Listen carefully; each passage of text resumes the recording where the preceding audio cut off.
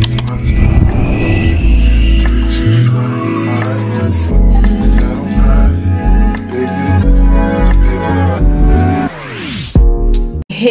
mes sucres, j'espère que vous allez bien. Moi je vais très bien par la grâce de Dieu.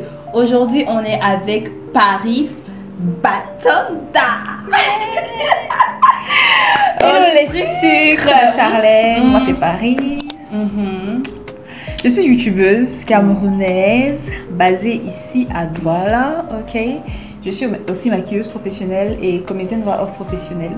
Voilà. Mon YouTube c'est Paris Batonda, on fait de la beauté, on fait des vlogs, on fait du développement personnel et on fait plein de choses. Oui. Ouais, on fait plein de choses. Ouais, c'est intéressant, donc allez la suivre massivement sur sa chaîne. Je suis sûre que vous la connaissez déjà, c'est quand même la star.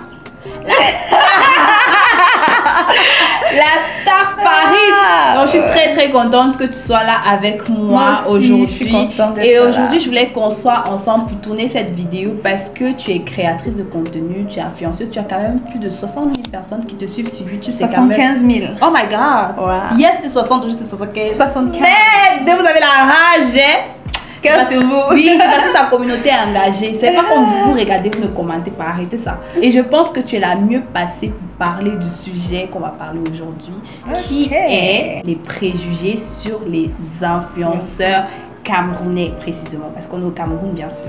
Donc voilà, on a beaucoup de préjugés étant créateur de contenu et aujourd'hui je voulais qu'on débatte sur ce sujet. Ok. Donc si c'est pas encore le cas, je t'invite à t'abonner, like maintenant cette vidéo, commente et partage au maximum, sans oublier qu'il faut faire un tour sur la chaîne de notre Paris. Tu ne vas pas être déçu, period. Voilà. Donc premier préjugé, c'est être influenceur, ce n'est pas un vrai métier. Que penses-tu de ça? Exactement. Franchement, ça c'est quelque chose que j'entends tout le temps. Ouais. Tu vas voir quelqu'un qui est engagé, tu vois, engagé sur YouTube. La personne poste des vidéos 3 fois, 4 fois par semaine. Ouais. La personne est sur Instagram engagée. La personne like. Et puis tu vois quelqu'un qui dit, c'est quoi ton métier? Ou alors, est-ce que tu as un autre travail? Ou alors trouve-toi un autre travail, ce genre de choses. Moi c'est à pas être sur Instagram, tu fais quoi d'autre? Voilà. Et tu as des personnes qui sont en mode, voilà, il y a une fois tu avais fait une vidéo et puis un gars est venu dire vraiment les vendeuses de piment, hein. Carrément, tu vois. Donc en gros, on considère que être sur les réseaux, être influenceuse, ça veut dire que je suis dans le piment. Donc ça veut dire que ce n'est pas un vrai métier. Mais en réalité, c'est un gros travail, surtout sur YouTube. Aujourd'hui, on a filmé une vidéo sur sa chaîne, je vous invite à aller regarder. Et aujourd'hui, on va faire cette vidéo-ci qui va peut-être tourner pendant 1 heure de temps. Mais vous allez voir 15-20 minutes. Monter cette vidéo sans sentir qu'il y a un montage qui est passé dessus. C'est un travail. Et le son. Voilà, le son, les lumières, les aléas, les batteries qui se déchargent. Et Néo! Tout ça. Et Néo. C'est un gros travail. Je pense que être sur YouTube, ce n'est pas que être youtubeuse. Tu fais que YouTube. Être youtubeuse, c'est être à la fois monteuse, maquilleuse, éclairagiste, scénariste, tout ça. Avoir de l'inspiration tout le temps. Entre temps, on doit répondre à vos commentaires, essayer de promouvoir nos vidéos. C'est un gros taf. C'est un gros taf. Voilà. Et franchement, c'est un travail qui est vraiment louable. Il faut vraiment respecter ce travail. Pourquoi? Parce qu'il y a plein de personnes qui font ça sur la base de la passion. Ouais. Il y a plein de personnes qui commencent, ils n'ont pas de salaire, ils n'ont rien, mais ils mettent un effort de fou. Vous voyez, pour être constant et pour arriver à en faire quelque chose de cette plateforme-ci. Donc, vraiment, il faut respecter ça. C'est un vrai travail. Parce qu'il y a quelqu'un une fois qui m'a dit aussi que, en fait, ton travail, c'est juste de te faire belle et de te montrer. Je lui ai dit, quoi? Qu'est-ce que tu racontes? Moi, il y a certaines personnes qui m'appellent, qui me surnomment TikTok. Genre, dans ma belle famille, il y a certaines personnes qui me disent, hey, TikTok, tu es sur TikTok. Voilà. Genre, comme si c'était péjoratif, quand on veut me dénigrer, frère, je te donne le téléphone, tu peux faire la même chose que je fais. Est-ce que tu peux faire? Non, tu peux pas. Donc, respecte le travail, en fait. C'est un grand travail. Oui. C'est un très grand travail. C'est pas un travail qui est vraiment mis en valeur ici, en Afrique, au Cameroun précisément. Mais ça viendra. On compte sur vous pour vraiment donner de la force. Mais sachez que derrière, sur chaque vidéo, il y a vraiment un travail de fou malade. Voilà. Donc, vous n'avez même pas idée. Beaucoup de travail, surtout pour avoir cette qualité. Un background, t'as vu? La qualité, t'as vu? C'est pas les choses qu'on filme avec. Derrière même le fait de créer du contenu, il n'y a pas que ça. Par exemple, on peut faire des partenariats, des placements de produits. Exactement. On peut essayer de mettre des publicités sous la vidéo. Tu vois, un peu avoir des liens d'affiliation. Donc, il y a d'autres sources de revenus derrière juste la youtubeuse que tu vois derrière ton écran. Donc, il faut respecter cela. Et je pense que si on grandit bien, on pourra toucher beaucoup plus que les cadres qui se baladent en Yaris. C'est la même chose. Yaris. Avec les vieilles Yaris. Tu vois, regarde sa vieille Yaris, ce piéton, regarde. Il sait le visage comme ça, il a chaud jusqu'à. Et il va te voir travailler et tout, mais voilà quoi, tu vois un peu. Et même le fait de créer du contenu à la maison. Beaucoup de personnes considèrent que tu ne fais rien parce que tu es tout le temps à la maison. Il y a des personnes qui me disent ah, Kael est seulement à la maison toute la journée. Alors que frère, tu passes toute la journée à faire des montages, à filmer, tes yeux chauffent, il y a la lumière, franchement. Donc c'est un vrai taf qu'il faut apprendre à respecter. Voilà. Respectez-nous, s'il vous plaît. S'il vous plaît. Merci. Deuxième préjugé, les influenceurs, vous mentez trop. Bon, ici, là, c'est pas totalement faux, en fait. J'avoue. C'est pas totalement faux. La vérité, c'est qu'il y a plein d'influenceurs qui mentent, mais sachez que moi je dis toujours que l'omission c'est pas le mensonge, tu vois. C'est pas parce qu'on est sur les réseaux qu'on doit tout vous montrer aussi. C'est pas parce qu'on est sur les réseaux qu'on va vous montrer que gars, aujourd'hui on n'a même pas l'argent pour chop, on a mangé le tapioca avec les arachides, on n'est pas obligé de vous montrer ça. On a le droit de vous montrer ce qu'on veut, on a le droit de vous montrer qu'on part dans les restos 5 étoiles, qu'on part dans les hôtels 5 étoiles et ne pas vous montrer le reste. On a le droit, tu vois. Et moi je trouve aussi que c'est ce que les gens aiment. C'est-à-dire que quand tu es trop terre à terre, trop simple, on va te considérer comme ghetto. Oui. Comme... Mais quand on vous voit un peu le reste... Et on ne va même pas te respecter. On va même pas te respecter. On va te prendre comme ça. Tu vois un peu. Alors que quand on te voit vraiment dans un cadre assez esthétique, on a du respect pour toi. Moi, je dis que si la croqueuse de diamant aujourd'hui a percé, c'est parce qu'elle vous a servi ce que le rêve, exactement. Elle vous a servi ça, vous avez mangé. Donc, du coup, ne vous plaignez pas en nous disant que vous mentez trop. C'est parce que vous aimez en fait. Donc, voilà. Et une chose aussi sur les réseaux, c'est que vous devez comprendre, c'est que les gens viennent ici, là, on est tous là pour se chercher, tu vois. On est tous ici pour se chercher. Donc, si je vous montre quelque chose et vous me montrez que vous aimez ça, mais je vais continuer à vous montrer ça. C'est ça, en fait. Si je poste une vidéo où je parle de quelque chose et je me rends compte que c'est ce que vous aimez, gars, si je suis vraiment objective et vraiment focus sur mes objectifs, sur mon argent que je suis en train de chercher, je vais vous donner plus de ça. C'est ça, exactement. C'est tout. Après aussi, il y a des influenceuses qui mentent. Ça, c'est la vérité. Genre, ça, c'est la vérité. Ça, c'est la vérité. Ça, c'est vrai. Doucement. Et le pire, c'est que ça se voit. Moi, j'arrive à voir que tu es en train de nous... quelque chose. En tout cas, moi, personnellement, j'ai pas trop affaire à ça parce que je suis... Moi, je suis les gens par feeling, en fait. Tu vois, c'est un peu comme les fréquentations que je choisis d'entretenir. C'est en fonction du feeling, tu vois. Donc, si je viens sur ta chaîne et je sens qu'il y a un décalage là, que tu... C'est un peu louche là, c'est pas moi, je te next, en fait. Voilà, je te next parce que je considère les personnes que je suis un peu comme mes amis, un peu comme ma famille, un peu comme mon entourage. Et c'est des personnes qui peuvent avoir une influence sur toi aussi. Voilà. Donc... Et on aime trop jeter la pierre aux influenceurs. Même ton collègue de travail en fait. Voilà, exact. Mais moi j'avais une collègue là, merci, manipulatrice, menteuse. Elle pas menti sur toi chez le patron, elle fait ceci et tout. Mais vous voulez tirer sur nous parce qu'on est sur vos téléphones, genre parce qu'on est entre vos mains là. Vous croyez que on est facile? Non mais exact, arrêtez, on ment pas. Tout le monde ment. Tout le monde ment. Donc c'est pas qu'il faut arrêter de coller l'étiquette aux influenceurs, aux créateurs de contenu comme des menteurs, c'est faux. C'est exact, c'est trop faux même. Autre préjugé, vous aimez trop le luxe. À un moment donné, on va s'arrêter, on va arrêter de s'excuser. C'est mauvais d'aimer le luxe. Luxury life, soft life.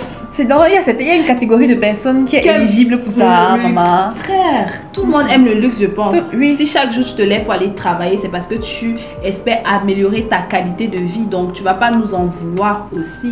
C'est juste que nous, on veut vraiment rendre les choses un peu plus esthétiques et professionnelles. Parce qu'on peut être contacté par certaines marques. Par exemple, quelqu'un qui doit se filmer chez lui, simplement comme ça, même si son mur est sale, il s'en fout. Il va juste filmer. Alors que nous, qui sommes là devant les caméras, c'est notre travail. On va vouloir essayer de mettre la peinture, d'essayer de rendre les choses un peu plus esthétiques. Et ce n'est pas mauvais. Ça fait partie du job. Du job, voilà, du branding et tout. Et puis, il y a certaines marques aussi qui ont besoin de se rendre compte que tu as aussi un certain standing, un certain niveau de qualité de contenu pour pouvoir travailler avec toi. Tu vas voir par exemple les marques de luxe, elles vont pas venir travailler avec une fille qui se filme dans les endroits un peu sales et tout. Rien contre les filles qui se filment dans les endroits sales, mais c'est juste pour mieux vous expliquer le point. Donc si tu vises un certain calibre de client, à un moment donné, il faut aussi que tu fasses les efforts pour être comme dans leurs critères. Voilà, exactement. Tu vois un peu. Autre préjugé, vous n'avez aucune compétence. On a déjà parlé de ça, non? On a déjà parlé de ça. Est-ce que vous voyez cette qualité? Est-ce que vous voyez ce setup? Ils vont dire que non, c'est seulement la caméra. C'est souvent quelle caméra? Même trouver la caméra que tu dois acheter, c'est une compétence. Gars, pour trouver la caméra. Il y a des gens qui connaissent même pas utiliser l'iPhone. Il y a des gens qui ont même l'argent pour acheter le matériel, mais ils ne savent pas. C'est aussi une compétence. Merci. Tu vois, et il y a des gens qui ont les business comme ça, que voilà, venez vers moi pour savoir quoi acheter, pour savoir quoi, dans quoi investir pour votre carrière en tant que créateur de contenu, comment filmer, comment, c'est aussi une compétence. Mais moi, je me demande, dans ta famille, comment on voit le fait que tu es créatrice de contenu, youtubeuse? Est-ce qu'on prend ça bien ou bien au début, on voyait ça comment? On n'a jamais mal pris en fait, parce que moi, depuis aussi longtemps que je me souviens, j'ai toujours été une fille qui aimait immortaliser les choses, qui aimait filmer les choses. Et j'ai toujours été une fille qui aime faire les trucs devant la caméra ou devant les gens, ou bien, je sais pas, par exemple, concours de Miss, club de danse, les trucs comme ça. Moi, j'étais à fond dedans. Donc, ça fait que quand j'ai commencé à me mettre dans la création de contenu, c'était comme la suite logique en fait. C'était comme la suite logique. C'est les trucs qu'elle a toujours aimé faire. Maintenant, si elle peut filmer et montrer aux gens, et ça peut lui rapporter, et si ça peut rapporter quelque chose, c'est parfait. Voilà. Donc, et moi, toi, de ton côté, chez moi, c'est compliqué. La belle famille. Femme mariée.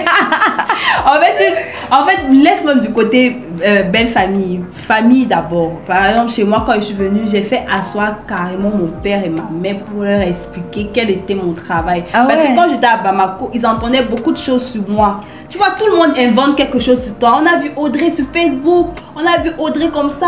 Audrey fait ça. Audrey fait les choses qu'on voit sur Internet. Genre, la mauvaise image là. Alors que de base, mes parents savent que je suis pas comme ça. Du coup, tout le temps, ils étaient inquiets. Qu'est-ce que tu fais? Même on t'a envoyé faire quelque chose. Pourquoi tu ne fais pas ça? C'est quoi sur Internet? Il faut te cacher. Le mauvais œil, la sorcellerie. Tu vois, les choses comme ça. Que du coup, mes parents avaient très peur que je m'expose sur les réseaux sociaux. Mais moi, je suis quelqu'un qui assume en fait ce que je fais. Quand je fais quelque chose, je me mets à fond et puis je regarde pas. Si ça dépendait de mes parents là, j'allais être médecin. Mais moi, j'ai vraiment la chance que les personnes importantes pour moi respectent mon travail. Mon mari respecte mon travail. C'est que c'est très important pour moi. Donc voilà, le reste, franchement.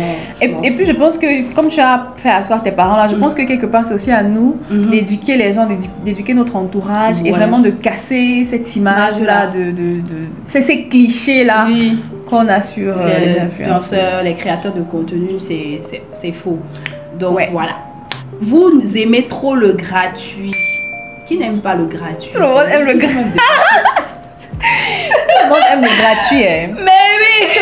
Tout le monde aime le gratuit parce que vous-même qui dites qu'on aime le gratuit là, vous-même aussi vous voulez le gratuit parce qu'on a les communautés, on a les plateformes. Pourquoi est-ce que vous voulez qu'on fasse la promo gratuitement? Pourquoi?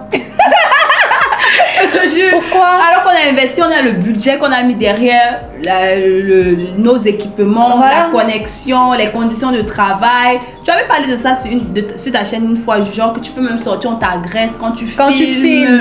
C'est pas évident, oui, c'est pas évident de créer du contenu ici au Cameroun, mais on met vraiment tous les moyens pour bien le faire et vous ne voulez pas payer. Maintenant, nous, comme on vous demande maintenant autre chose, genre tu viens, tu dis que ok, fais la pub, sinon on te dit faut nous payer, ou bien tu nous fais le gifting, si ça nous plaît on peut donner, ou bien non, tu vas dire oh, vous aimez trop le gratuit. Il faut comprendre que c'est un travail et qu'on partage les choses qu'on a envie de partager, les choses qu'on aime. Exactement. Mais voilà, c'est pas obligé de partager gratuitement, c'est pas obligé. Ouais. Mais je dois avouer quand même qu'il y a des influenceuses qui commandent aussi beaucoup. N'est-ce pas? Il y a les influenceuses qui commandent, il y a les influenceuses qui sont dans les inbox des marques pour demander que voilà, par exemple ma podcast en institut de beauté, là, les influenceuses lui écrivent de ouf. De ouf, que voilà, je veux venir faire les soins gratuitement. Et puis parfois il demande même encore l'argent en plus. Et puis je te fais la com sur ci et sur ça. Elle a les gens qui lui écrivent beaucoup comme ça. Et il y a quand même les influenceuses qui demandent de la gratuité. Mais il faut savoir aussi que c'est pas gratuit parce qu'on a des plateformes, on a la possibilité aussi de vous apporter quelque chose, peut-être même au-delà de ce que on vous demande à la base. Oui, mais par rapport à ça, je me dis que c'est une sorte de prospection. C'est comme par exemple, tu vends du rouge à lèvres, tu vas dans les salons, tu dis ah regardez, voici mon rouge à lèvres, achetez. C'est pareil quand une influenceuse se rapproche d'une marque. Tu te rapproches d'une marque du genre, écoutez, voilà ce que je fais et tout. Je pense que mon profil peut vous correspondre et tout. Donc c'est une forme de prospection. Oui, et c'est aussi un moyen même de permettre à la marque d'avoir plus facilement accès à ces services. Voilà, gratuité, c'est un moyen plus facile parce que tu as tes produits par exemple qui sont déjà là, plutôt que de sortir encore de l'argent pour payer le service. Oui, c'est ça. Tu peux directement. On appelle ça le gifting, non, marketing. Donc du coup, moi personnellement, je fais le gifting, ça dépend, mais très rarement. Je demande toujours quelque chose. Je demande les frais de forfait. Je demande toujours les frais de connexion. Je fais jamais les choses comme ça. Vous aimez trop l'argent, oui. Parce qu'on a mis on aime l'argent. Oui, tout non, qui n'aime pas l'argent? C'est ça, en fait. Prochain préjugé, c'est qu'on est des prétentieuses. Ok, qu'on est snob. Gars, laisse-moi parler un peu. Il faut être snob. Ok. Tu vois, moi je pense qu'il faut être snob. Mais il y a les degrés, tu vois, parce que sur les réseaux sociaux, on dit souvent que Facebook a donné le courage aux gens. Facebook, la connexion de 100 francs donne les ailes, donne le courage aux gens. C'est vrai, tu vois. Maintenant, nous qui sommes sur les réseaux, qui nous exposons sur les réseaux, on est exposé à ça, tu vois. Tu vas porter un pantalon, on va venir te cocher, on va venir te dire n'importe quoi. Tu vois, mais à un moment donné, il faut que tu mettes une barrière. Il faut que tu t'affiches comme la fille snob, la fille intouchable, la fille à qui on ne peut pas parler. N'importe comment. Pour imposer un certain respect et une certaine limite, tu vois. Maintenant, si toi, en tant que, je sais pas, internaute ou bien abonné de cette personne-là, si tu te rapproches d'elle et tu lui parles d'une manière polie, gentille, respectueuse, sans considérer que c'est ta copine de banc ou bien une fille que tu connais. Parce que oui, il y a les gens qui viennent dans les inbox des gens. Coucou ma chérie. Qui est ta chérie? Qui est ta chérie? Moi j'aime bien les gens. C'est vrai qu'à un moment donné, après je casse un peu. Mais moi je vais facilement répondre au message de quelqu'un qui vient me dire bonjour madame Paris, j'espère que vous allez bien. Qui parle comme ça, tu vois. Parce que je suis une dame à the end of the day, tu vois. C'est pas parce que tu me vois sur les réseaux tout le temps, je suis Paris, machin, on parle et tout, que tu vas venir m'écrire et voilà, me parler n'importe comment, comme si j'étais ton égal ou bien comme si on a fait des trucs ensemble, tu vois. Donc, revoyez la manière dont vous approchez les influenceurs parce que c'est ça aussi qui fait en sorte que certains se mettent sur la défensive. Mais ça n'exclut pas le fait qu'il y a quand même certains qui se prennent la tête dans rien. Dans rien, dans le vide. Dans le vide, ça c'est la vérité. Franchement, ça c'est la vérité. Alors, un autre préjugé, c'est que les influenceuses vendent les produits qu'elles n'utilisent pas. Ça existe, hein. Oui, on a vu ça avec les gens qui sont dans la télé-réalité. Aujourd'hui, même ils font un buzz parce qu'on est en train de les remettre à leur place. On les a démasqués. Mais moi, particulièrement, je ne fais pas ça. Je ne fais pas ça parce que, frère, je me mets à la place des personnes qui me regardent, surtout que ma communauté, je sais que ce sont des personnes très jeunes, entre 18 et 35, voire 40 ans, tu vois. Tu vas pas mettre ton argent, je vais pas te laisser mettre ton argent dans quelque chose qui va pas te servir. Quand c'est pas bien, je le dis. Je vais peut-être le dire de façon diplomate pour ne pas blesser l'entrepreneur derrière. Mais voilà, je vais pas encourager quelqu'un à faire ça. Oui. Et aussi, il faut voir les personnes de qui vous acceptez les recommandations. Parce que moi, je dis, une fois de plus, tu ne peux pas accepter les recommandations de n'importe qui. Essaye un minimum de t'intéresser à la personne là. Essaye un minimum. C'est pour ça qu'on appelle les abonnés. Genre, tu es abonné à la personne, Ouais. donc tu suis la personne en fait. Donc, tu es censé connaître la personne un minimum. Et si tu regardes bien, tu vas savoir... Tu vas déjà connaître un tout petit peu les habitudes de la personne, les habitudes de consommation de la personne. Tu vas savoir un peu le lifestyle de la personne et tu vas comprendre un peu si la personne te dit la vérité ou pas. Je me dis, quand tu côtoies quelqu'un, tu peux savoir si par exemple je suis avec Audrey tous les jours, moi je sais qu'elle est comme ça et tout. Après du jour au lendemain, elle me dit que maman, voici le secret de mon teint. Alors comment je l'ai connue comme ça? Le produit là n'existait même pas encore. Le produit là n'existait même pas encore. Elle me dit que c'est ça là qui m'a donné le teint-ci et tout. Gars, moi je veux un dem. Voilà, si tu vois une fille qui a toujours été mince, toute sa vie elle a toujours été mince. Elle est née mince, elle a grandi mince. Mais elle vient te parler d'un thé amincissant. Genre, il faut avoir un peu, comment on dit, le discernement sur certaines choses quand on te propose un produit. Ne pas à l'aveugle. Il y a des gens aussi qui exagèrent. Genre, Audrey, je veux la même chose que toi. Je vais te dire que moi, j'ai une peau comme ça. Toi, tu as ton type de peau, je ne sais pas. Je veux seulement ce que tu as. Mais non. Autre préjugé, ce qu'on dit, c'est que les influenceurs ne s'aiment pas entre elles. Genre, il y a trop d'hypocrisie entre nous. Ça là. En fait, il y a l'hypocrisie d'abord partout. Premièrement. Partout. Premièrement, ouais. Et c'est pas parce qu'on fait la même chose qu'on est obligé de traîner ensemble, on est obligé de s'aimer. Tu vois. On n'est pas obligé. Maintenant, tu as, par exemple, dans ton lieu de service, tu as tes collègues. Vous êtes obligés d'être là tous les jours ensemble. Mais vous n'êtes pas obligé de vous entendre. Vous n'êtes pas obligé de vous aimer. Mais parfois, dans certains événements, comme par exemple, tu vois, il y a certains événements où c'est peut-être le DG qui organise. Tu dois être là. Tu vas pas aller plomber l'atmosphère parce que tu n'aimes pas tel ou tel. Tu vas gérer, tu vas prendre sur toi. En fait, c'est un peu la même chose avec les influenceurs. Forcément, on n'a pas grandi ensemble, on n'est pas amis toujours, tu vois. Mais quand il y a par exemple, s'il y a par exemple un événement, ou alors on a amené à se rencontrer, on a amené à travailler ensemble parce que peut-être c'est une marque qui a décidé de nous mettre ensemble là-dessus. On va travailler ensemble. Voilà. Mais on n'est pas obligé d'être copines en fait. C'est que j'ai l'impression que les gens ont l'impression que, ok, quand vous êtes influenceuses ensemble, vous êtes obligés d'être copines ensemble. Ou bien quand vous avez fait du contenu ensemble, ça veut dire que vous êtes copines. Pourquoi on te voit plus avec tel? Mes frères, c'était par rapport à un contexte de vidéo. C'était pas qu'on était copines en fait. Tu vois, il faut vraiment dissocier le fait qu'il y a des collègues et il y a vraiment les vrais amis dans la vraie vie. Donc c'est ça en fait. C'est partout. Tu vois, l'hypocrisie, je trouve qu'il y en a, c'est vrai, ça existe parce qu'on n'a pas le choix, on doit faire avec. Un moment, oui, dans le travail, c'est comme ça, on vous rassemble tous ensemble. Si tu n'aimes pas ton contenu, tu trouves que ce qu'elle a dit la dernière fois, c'était pas normal. Tu vas pas lui dire en plein événement que, écoute, nanana, elle va venir te saluer, hi my god, tu vas pas la sécher parce que frère, tu es dans un environnement, il y a plein de caméras, tu la sèches, on va pas retenir ce que tu as fait, ce que la personne a fait. On va retenir ce que toi tu as fait, tu vois. Donc du coup tu es obligé de temporiser, tu vois un peu. Moi c'est mon avis. Et que penses-tu du fait que ici au Cameroun précisément les influenceurs c'est les mêmes gens? En fait, je pense que le marketing d'influence ou alors le marché de l'influence au Cameroun, c'est un peu comme un réseau. Ouais, tu vois, non? Oui. C'est un peu comme un réseau pour l'instant. Il y a des gens qui sont dans le circuit, il y a des gens qui sont dedans depuis et qui ont eu l'avantage d'être là un peu plus tôt que d'autres, qui ont eu l'avantage d'avoir une certaine visibilité avant d'autres, tu vois. Et ça fait qu'ils sont vite entrés dans le réseau. Tu vois. Mais c'est un réseau plutôt fermé. Voilà, un réseau plutôt fermé. Et bon, voilà, ça peut changer. Moi, je pense que ça va changer avec l'avènement des marques internationales.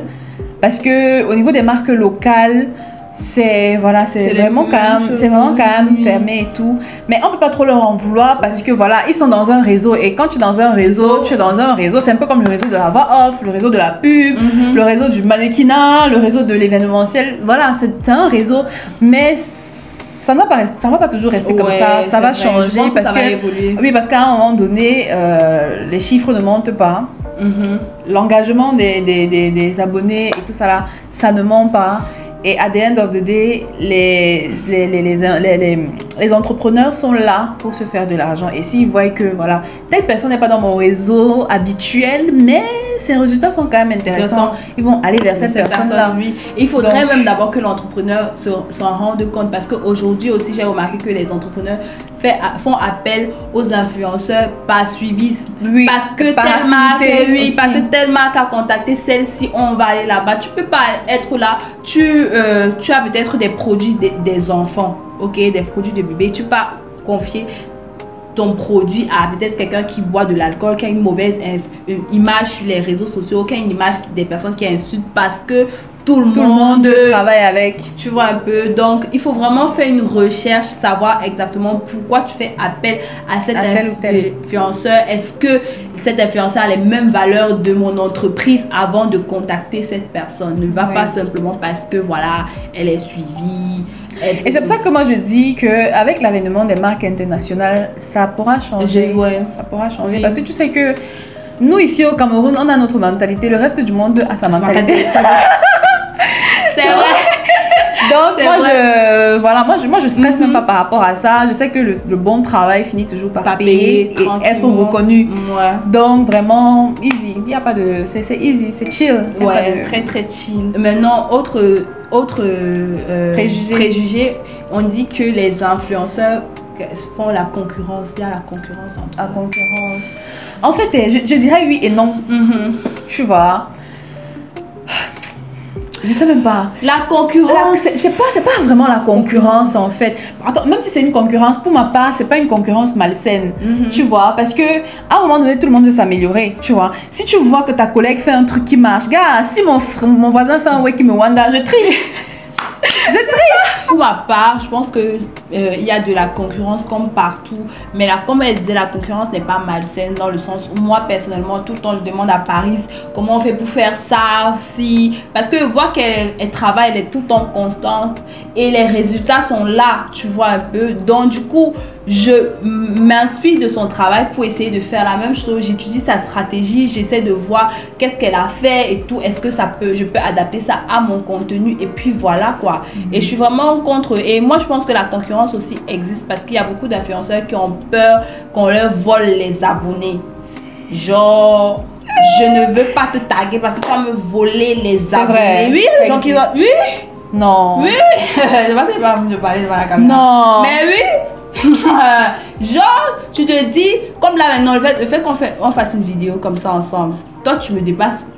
Flop tu as plein d'abonnés, tu as 75 000, moi j'ai 2000 et quelques, tu vois un peu, c'est énorme. Mais d'autres personnes diront non, je peux pas faire du contenu à elle parce qu'elle a simplement 2000 abonnés. Je me souviens, il y a une période quand il y avait le Dun Rush Challenge là, le challenge avec les pinceaux.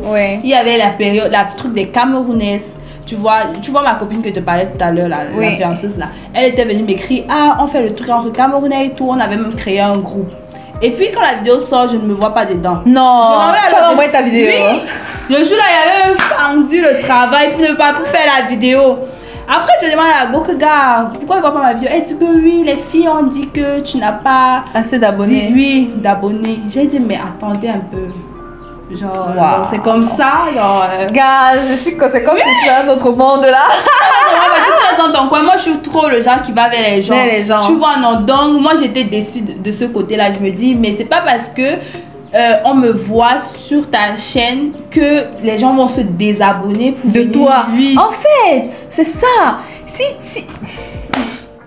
Il y a plein de personnes qui me suivent, même mon mari quand il dit Paris te connaît, parce que j'ai tellement partagé tes vidéos, tu vois un peu. Donc il y a les gens de ma chaîne qui viennent sur ta chaîne, il y a les gens de ta chaîne qui vont venir sur ma chaîne, et c'est pas mauvais, ça veut pas dire que absolument pas. Et en plus on est payé par YouTube, tu vois. YouTube c'est pas un patron, un mauvais patron. C'est pas un patron qui va dire que ça tu fais bien, je te récompense, ça tu fais mal. Tu produis du contenu, on te paye. Tu ne produis pas, on ne te paye pas. C'est tout simple en fait. Attends, imagine donc alors maintenant que toi tu traites mal une go, ou bien tu la négliges parce qu'elle a moins d'abonnés que toi. On sait comment les réseaux fonctionnent. Moi j'ai gagné, je sais même pas combien d'abonnés j'ai gagné sur Insta en 2-3 mois.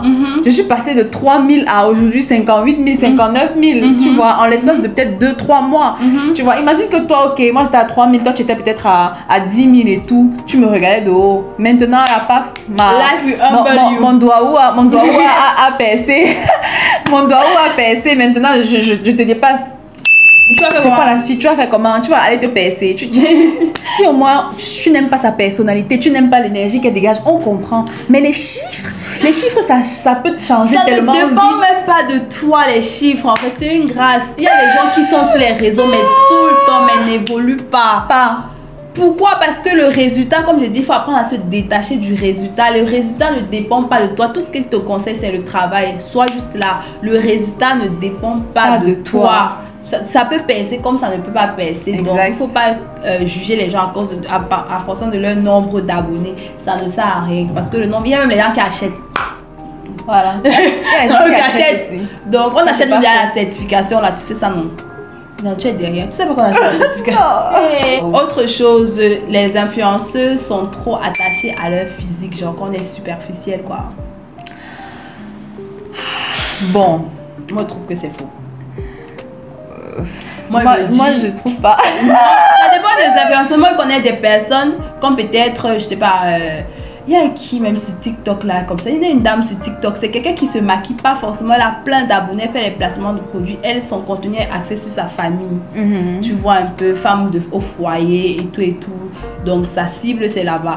Du coup, elle est pas très coquette et tout, mais elle est sur les réseaux sociaux. Moi je me dis c'est en fonction de ta personnalité. C'est parce que nous on est des youtubeuses beauté. Voilà. Parce qu'on aime être belle, on aime être à la base. Voilà. Que ça c'est vrai par contre. Oui. J'étais un peu embrouillée parce que je pensais à moi personnellement. Mais c'est simplement parce que moi j'aime ça. J'ai toujours aimé ça. J'ai toujours aimé avoir l'air, you know, fine. Ouais, tu vois. J'ai toujours aimé ça. Et le fait d'être devant la caméra, ça a accentué ça encore parce que je me dis, plusieurs personnes vont me voir et j'ai envie d'être à mon avantage. C'est ça, c'est comme quand tu vas à un entretien d'embauche. Tu vas pas aller à un entretien d'embauche sale en fait. Voilà. Tu vas aller vraiment bien apprêter et tout. C'est pareil avec nous. Et si tu vas apporter de la valeur à des gens dans un domaine précis, représente ça un minimum. Merci. Ça, c'est un petit conseil en passant. Surtout que nous, on peut être appelés par les marques de vêtements. Imagine pourquoi on va t'appeler si de base, tu n'es pas bien habillé. Voilà, tu n'as pas de goût. Tu te présentes pas bien. Tu vois, il faut représenter un minimum ce qu'on défend. Voilà. Comment par exemple, Alicia Keys, c'est pas une influenceuse, c'est une chanteuse, tu vois. À un moment, elle avait dit, elle porte plus de maquillage. Et elle ne portait plus de maquillage. Elle assumait ses tresses comme ça et tout. C'est parce qu'elle s'était rendue qu'on s'était trop attaché au maquillage. Elle s'était trop attachée à l'image là. Et elle voulait vraiment être libre de ce côté-là. Donc du coup, elle a décidé de ne plus porter de maquillage. Est-ce que ça fait d'elle quelqu'un de moins star? Non. Absolument pas. Donc voilà, c'est notre confiance en nous qui vous dérange. Autre préjugé, les influenceuses cachent le père de leurs enfants. Elle ne montrait jamais la gars. Je plaide coupable. En fait, moi je me dis, c'est une question de préférence en fait. Et moi je me dis, c'est pas sur ma ligne éditoriale. Moi je considère que mon Audrey Charlène, ma page, mes réseaux sociaux, c'est mon business. Et dans chaque business, tu as ta ligne éditoriale. Moi j'ai ma ligne éditoriale. Tu peux parler de beauté, de skincare, de développement personnel, de business, de tout ça. C'est de ça que je vais parler, de choses un peu girly et tout entre filles. Mais je vais pas vous montrer mon mari. Ça va vous servir à quoi? À nous servir. Tu veux le thé? Le thé. On dit que une belle fille comme ça, c'est son gars là-bas. On veut le thé, on veut le thé. C'est vrai, on aime trop reprocher ça aux influenceuses. Vous ne montrez jamais vos gars. Déjà que quand on se présente à vous là, vous nous cochez. Vous dites que oh machin, vous allez laisser nos gars tranquilles. Maman. Est-ce que c'est eux que vous allez laisser tranquilles? Vous allez les cocher 10 fois plus et nous, ça va nous déranger. Moi, j'aime pas quand tu t'attaques à quelqu'un que j'aime. Genre, insulte-moi, il n'y a pas de souci. Mais si tu t'attaques à quelqu'un, ça me met hors de moi, tu vois. Gentil. Du coup, je veux éviter ça. Je protège ma famille en fait. Surtout si c'est quelqu'un qui ne veut pas ça en fait. Voilà. Qui n'est pas dans ce milieu-là et qui ne veut pas. Tu vas pas forcer être présent sur les réseaux. Quoi. Moi, il me dit, je montre quelque chose qui va être rentable pour moi, en fait. Mais tu sais que ça peut être rentable, non? Ah bon? Bah oui. Mais oui. vais réfléchir. Ça peut être rentable. Non, honnêtement, ça peut être rentable. Moi, personnellement, ça me gênerait pas si je suis à l'aise avec la personne et que la personne est à l'aise avec ça. Moi, ça me gênerait pas de montrer un peu. Ouais, pas tu trop. vois. Genre un peu tout le temps, tu montres. Non, pas tout le temps. Non. De temps en temps, il faut créer un peu le suspense. C'est intéressant. Genre qu'à chaque fois qu'on voit ton mari, on dit « Ah, son mari, on capture !» Oui, ou bien tu montres le cou un peu, tu montres l'oreille, tu montres l'ongle, Tu montres la main comme ça. tu montres l'orteil. Donc voilà un peu les avis qu'on avait par rapport à vos préjugés sur nous. Ok, donc qu'est-ce que tu voulais dire en conclusion? En conclusion, ce que je voulais dire, c'est que je suis contente d'être venue sur ta chaîne. Merci pour l'invitation. C'était un bon moment, on s'est bien marré et tout. Franchement, comme mot de fin, ce que moi je voulais dire, c'est que ne prenez pas les cas exceptionnels pour en faire une généralité. Ouais. D'accord? C'est vrai que les préjugés là, ça existe, mais c'est pas tout le monde. Apprenez à comprendre et à connaître les gens que vous suivez. C'est ça, exactement. Ne les suivez pas juste pour les suivre. Merci. Okay? Et ne suivez pas les gens que vous n'aimez pas, s'il vous plaît. Pour les insulter. Ne suivez pas les gens que si tu n'aimes pas quelqu'un, désabonne-toi. Garde cette énergie pour autre chose. C'est tout. Ça sert à rien de suivre quelqu'un et tu es là, tu penses du mal de la personne. Tu sais, tu attends la petite faille que la personne va faire. Non. Garde cette énergie. On n'a pas besoin de ça. Tu vas travailler dessus. Et moi, comme mot de fin, j'aimerais vraiment remercier Paris d'être venu sur ma chaîne. J'espère qu'on fera d'autres vidéos ensemble. N'hésitez pas à mettre en commentaire les idées de vidéos qu'on peut faire ensemble. Franchement, ça sera trop bien. Ouais. J'espère que vous avez aimé cette vidéo. On n'oublie pas de liker, commenter, partager et de s'abonner à nos chaînes respectives. Donc moi c'est Audrey Chanel, elle c'est Paris Batonda. Donc on se dit à très bientôt pour une prochaine vidéo. Bisous. Ciao.